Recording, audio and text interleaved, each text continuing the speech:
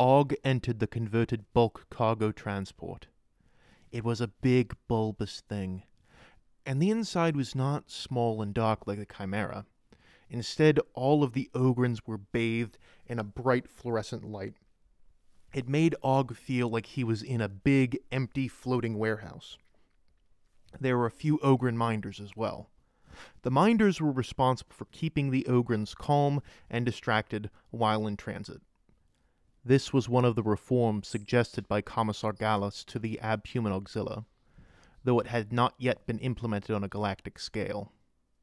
One minder was keeping a number of Ogryns entertained with propaganda holovids recounting the daring deeds of great heroes of the Imperium. Another was distributing diamond hydronate tablets to the lads in order to prevent motion sickness. Yet another was handing out credit bracelets to the boneheads of the different units. Ogg had to go get a bracelet and listen to the boring talk. He'd rather go watch the holovid and see if Commissar Gallus was in this one. But being in charge was important, so Ogg allowed himself to be grouped up with the other boneheads. "Right, lads, this won't take long. When you go out and you want something that the nice people are selling, you show them this bracelet. Governor Rast has filled them up with credits for you as part of his tithes to the Emperor." Boneheads were smart, but only by Ogryn standards. Money was a difficult concept for them to grasp. The minder noticed the uncomprehending looks he was getting. "Look, just remember, show the nice people your bracelet and tell them what you want. Eventually, the bracelet runs out, just like your ripper guns sometimes run out. Once the nice people tell you that your bracelet has run out, it's time to come back home." The boneheads seemed to understand, and they were nodding. "Show the nice people the bracelet until the bracelet is out of ammo. Got it." "Good, lads. Now make sure to get your no-sick pills. We're taking off." The cargo ship's anti-grav coils whirred to life as it began hovering towards the Titan district. Ogg wished that the transport had windows so he could see the big city. But the holovid minder told him that this wasn't usually a people transport. Normally it was for carrying mining and construction equipment. Eventually, the Ogryns arrived in the Titan district, and the cargo hulk landed with a loud thunk. When the back of the ship opened up, and the landing ramp came down with a clang, Ogg could see that they had landed on top of an enormous hab block. It was hard to tell where the sun was in the sky because of the thick smog, but Ogg could tell that it was a bit darker than it was when they started. The Ogryns all filed out, and there was a commissar there waiting for them. This one looked a lot older than Gallus. He had gray hair, and his skin was all wrinkly, and Ogg thought he had a very mean-looking face. He simply stared at the Ogryns as they milled about. The old man cleared his throat. A little light in Ogg's brain went off as he suddenly stood up straight at attention and nudged the Ogryns next to him to follow his lead. Eventually, all the Ogryns were standing in a line. It helped that there were a number of Bullgryns among them. "That's better. I am Commissar Blackburn, and I'll be keeping an eye on you. You will be staying in this facility and will not leave here without an officer to accompany your group. When it is time to eat, the minders will guide you down to the mess hall. When it is time to sleep, you will be given a warning to get into bed. Beyond that, the lights will be turned off. Any Ogryns caught out of bed after lights out will lose their privilege to go to town. Do I make myself clear?" Yes, sir, Commissar, sir. It didn't take long for Ogg to settle in. The place wasn't much different from a barracks. It had all the same stuff. But in this place, there was a big room for Ogryns to play games. He and the lads could play Punch Face, or Big Rock, or Push Fall. The old commissar man said that Ogryns that unpacked and changed out of uniform and into civilian clothes would be able to be one of the few Ogryns to go out on the first night. Ogg very much wanted to be one of the Ogryns to go, so he followed his minder to his assigned room and immediately got to it. He threw his clothes into the stinky clothes bin. He got out his no-fighting nice clothes. Ogryn clothing was typically made out of thick canvas to make it durable and require minimum upkeep.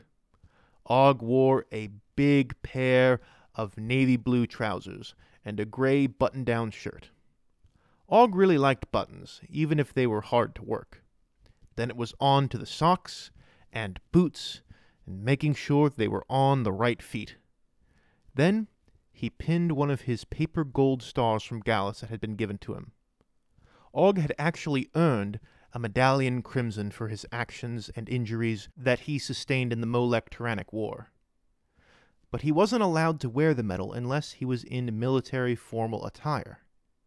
And the Astra Militarum did not provide Ogryns with military formal attire. So he actually had no way of displaying his award. But that was okay. The star was still really nice. Ogg finished getting dressed and rushed to the entrance where Commissar Blackburn waited with a number of glum-faced officers, both commissioned and non-commissioned, who were on minor punishment detail for some infraction and were required to spend a certain amount of time watching the Ogryns and instead of enjoying their own shore leave. Ogg arrived with a handful of other Ogryns from his unit. Larry, Sam, and Dingus. Those three were smart. Ogg talked with Gallus about those ones. Once they got some fighting in, they might be good candidates for bone implants themselves. A young man standing next to the commissar looked over at them. Right. So, you three made it down here lickety-split, didn't you? Well, I am Junior Lieutenant Carter. I'll be keeping an eye on you lads while you have your fun. Let's get to it then, and behave yourselves. If you get kicked out of anywhere for fighting or drunkenness, you're coming right back here with me or in the drunk lugger. All right, let's go. Bonehead, what is your name? Ogg, sir. Ogg, you got the money. Once you run out, that's it. Everyone comes back and gets some sleep. The bracelet for the nice people? Yeah, I got it. Good. All right, let's go. Ogg, Larry, Sam, Dingus, and Junior Lieutenant Carter headed out into the night. The Titan district was ablaze with pretty neon lights and pictures. There were a number of Ogryn groups with their caretakers just staring up at the huge blinking spires with mouths agape. Come on, lads, let's not stand about here gawping. Let's get you boys something to eat. How about the Grox box? A nice, juicy, tender Grox steak sound good to you boys? The Ogryns were drooling too much at the sound of Grox steak to answer properly. But they all nodded vigorously. I figured you would. Lieutenant Carter seemed amused by the Ogryns' response, and his mood seemed to improve as well. The Ogryns entered a smoky restaurant and bar with a huge pen in the middle. Blood spattered the dirt on the inside of the pen. The rest of the Grox box was covered in huge stone tiles. There were mostly Ogryns inside, though there were a handful of white scars in a back corner drinking fermented Grox milk and cheering one of their compatriots as he approached the pen. Several menials dragged and prodded a very angry Grox out from a back room that led directly into the pen. The large saurian creature gave out a bellow that shook the air as the white scar grinned and gave a thumbs up to his compatriots. He was not wearing his armor, and instead was wearing the traditional Chogoris garb made of furs and brightly colored silk garments underneath. The white scar removed his coat and shirt and tossed them to his compatriots. Wearing only his trousers and wielding what looked like a steak knife, he entered the pen with the Grox. Oh yes, I forgot to mention. You get to kill your own meal here, lads. Ogg's grin grew wide as he saw the Space Marine calmly pace back and forth as the menials struggled to undo the bindings on the Grox. The fight was about to begin. Ogg's excitement was palpable as the host guided the group to their seats. This night might be the best night Ogg ever had. It was a shame that Gallus wasn't with them, though. In an abandoned maintenance tunnel beneath the Titan district, scores of men gathered in their dank subterranean meeting place. So, is it tonight? Are we doing this? Even with the bloody Navy hovering overhead? That's the plan. Look, they don't tell me everything. But this is the start of a better life for all of us. No more slaving away for dirt and dung while Governor Rast grows fat. They're just going to kill us. No. There are thousands of us. Millions. We're not the only ones with a job tonight. We will win. Oh, I don't know. Come on, Rivet. Have some faith in the Tin King.